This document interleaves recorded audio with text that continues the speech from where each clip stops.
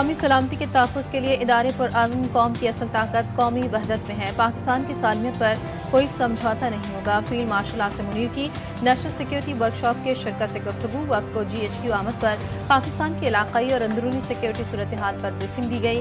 Field marshal نے سرحد پار دہشت گردی، ہائبرڈ خطرات سے متعلق بتایا، خطے کی بدلتی صورتحال اور جیو پولیٹیکل چیلنجز پر بھی بات چیت۔ فیلڈ مارشل عاصم منیر نے کہا، مارکے حق میں افواج پاکستان کی کارکردگی سے ملک کا وقار بلند ہوا۔ پاکستان ایک اہم ملک ہے، اپنا مقام ضرور حاصل کرے گا۔ دشمن کے مذموم عزائم متحد ہو کر ناکام بنائیں گے۔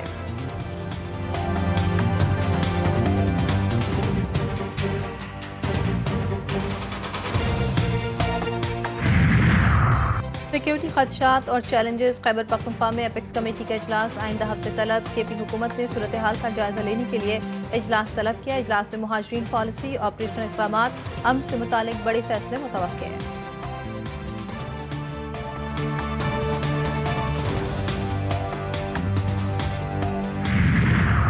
نگراں وزیر اعلیٰ گلگت بلتستان جسٹس ریٹائرڈ یار محمد نے عہدے کا حلف اٹھا لیا۔ گورنر GB سید مہدی شاہ نے نگراں وزیر اعلیٰ سے حلف لیا۔ 25 نومبر کو GB حکومت اور اسمبلی 5 سال کی آئینی مدت ختم ہونے کے بعد تحلیل ہو گئی تھی۔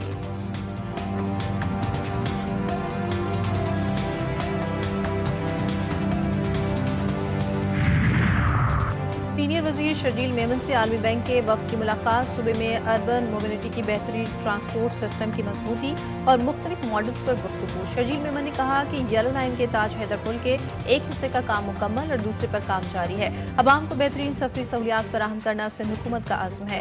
کراچی سرکلر ریلوے، کراچی تا Sukkur high speed train Sindh کے لیے گیم چینجر ثابت ہوں گے۔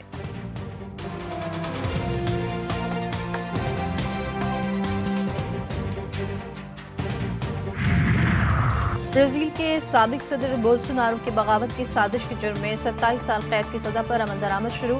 برازیل کی سپریم کورٹ نے بولسونارو کو 2022 میں بغاوت کی منصوبہ بندی کرنے پر 27 سال قید کی سزا سنائی تھی۔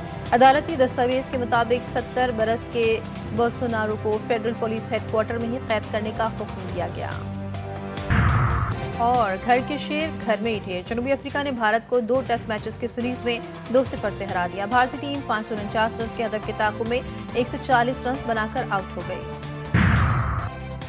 دنیا کے کس مذہب میں یہ جائز ہے کہ آپ کسی ملک میں رہ کر خون ریزی اور آگ زنی کریں؟ طالبان کسی شریعت کی بات کرتے ہیں؟ طالبان مفاد پرست گروہ ہے، ان پر بھروسہ کرنا سب سے بڑی حماقت ہوگی۔ دہشت گردی کی فیکٹری بند ہوگی تو حلال روزگار کے دروازے کھلیں گے۔ وزیر دفاع خواجہ آصف کی سخت تنقید، کہا اگر پاکستان افغانستان میں کارروائی کرے گا تو ڈنکے کی چوٹ پر کرے گا۔ پاکستان کے دوست ممالک بھی چاہتے ہیں کہ خطے میں امن قائم ہو اور اسی مقصد کے لیے وہ جلد کردار ادا کریں گے۔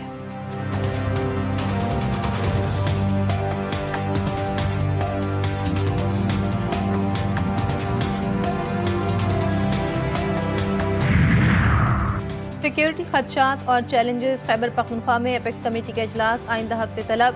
KP حکومت نے صورتحال کا جائزہ لینے کے لیے اجلاس طلب کیا۔ اجلاس میں مہاجرین پالیسی، آپریشنل اقدامات، امن سے متعلق بڑے فیصلے متوقع ہیں۔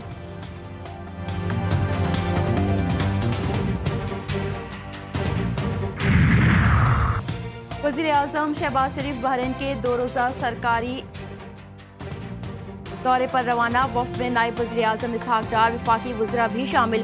وزیر اعظم بحرین شاہ سمیت دیگر اہم رہنماؤں سے ملاقاتیں کریں گے۔ ترجمان دفتر خارجہ کے مطابق تجارتی اور سرمایہ کاری تعاون بڑھانے پر بات چیت ہوگی۔ توانائی، ٹیکنالوجی، تعلیم اور ثقافت میں شراکت بڑھانے پر بھی غور ہوگا۔ دورہ بحرین کے بعد وزیر اعظم کا لندن کا دورہ بھی شیڈول۔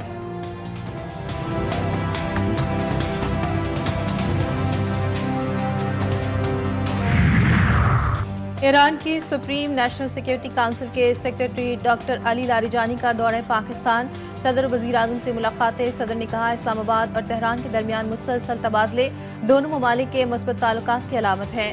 وزیر اعظم سے ملاقات۔ ڈاکٹر لاریجانی نے جنگ کے دوران ایران کی غیر متزلزل حمایت پر پاکستانی قوم اور قیادت کا شکریہ ادا کیا۔ وفاقی وزیر داخلہ محسن نقوی سے سعودی عرب کے وزیر کھیل کی ملاقات۔ کرکٹ کے فروغ، وفاقی وزیر داخلہ محسن نقوی سے سعودی عرب کے وزیر کھیل کی ملاقات۔ کرکٹ کے فروغ، نوجوانوں کے کھیلوں کے ذریعے مثبت سرگرمیوں میں شمولیت پر تبادلہ خیال۔ स्पोर्ट्स में ताउन मज़ीद मुस्तहकम बनाने पर भी बातचीत। मोहसिन नकवी ने कहा, सऊदी वजीर विजन 2030 के तहत खेलों के शोबे को गैर मामूली अंदाज में आगे बढ़ा रहे हैं।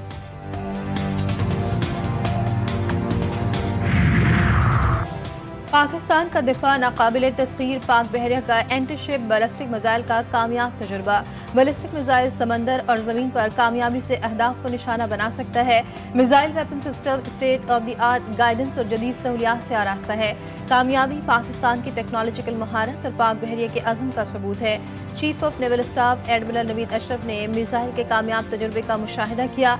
सदर मुमलिकत, वज़ीर आज़म, फील्ड मार्शल के कामयाब तजुर्बे पर शरीक यूनिट्स और साइंसदानों को मुबारकबाद।